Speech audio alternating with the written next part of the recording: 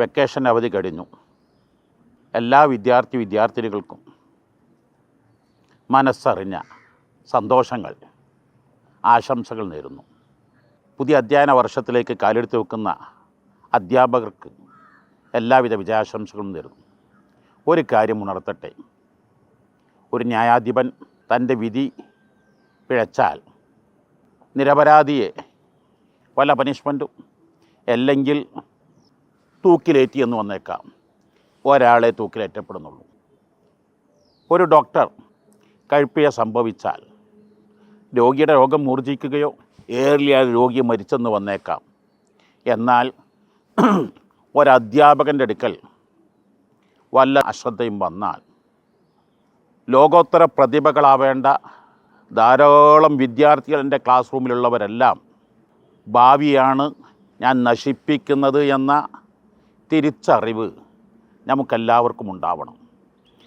ഒരു ഡ്രൈവിംഗ് ചെയ്യുമ്പോൾ, പ്രത്യേകിച്ച് എയറോക്രാഫ്റ്റ് പൈലറ്റുമാർ എത്രമാത്രം ശ്രദ്ധാലുക്കളാണ്, എന്തെല്ലാം കർശന നിയമങ്ങളാണ്.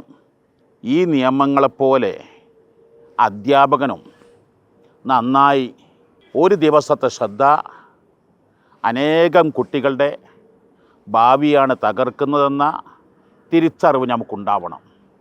എൻ്റെ മക്കളെ ഭാവി ആരെങ്കിലും തകർത്താൽ എനിക്ക് ജീവിതകാലം അത് മറക്കാൻ കഴിയില്ല.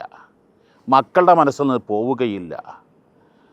എൻ്റെ മക്കളെ നന്നാക്കി തീർത്താൽ ആ അധ്യാപകരുള്ള സ്നേഹം വർണ്ണിക്കാൻ കഴിയില്ല. എന്നാൽ എൻ്റെ സാക്ഷാൽ മക്കളാണ് എൻ്റെ മുമ്പിലിരിക്കുന്ന ഈ കുട്ടികൾ, വിദ്യാർത്ഥികൾ. നന്നായി അവരെ സ്നേഹിച്ച്, സ്നേഹപൂർവ്വം ശാസിച്ച്, സ്നേഹപൂർവ്വം ഉപദേശിച്ച്, സ്നേഹത്തിലൂടെ അവരെ മനസ്സ് കീഴടക്കാൻ ശ്രമിക്കുക. അടിയും ചീത്തയും മോശം പെരുമാറ്റങ്ങളും പൂർണ്ണമായും വർജിക്കുക.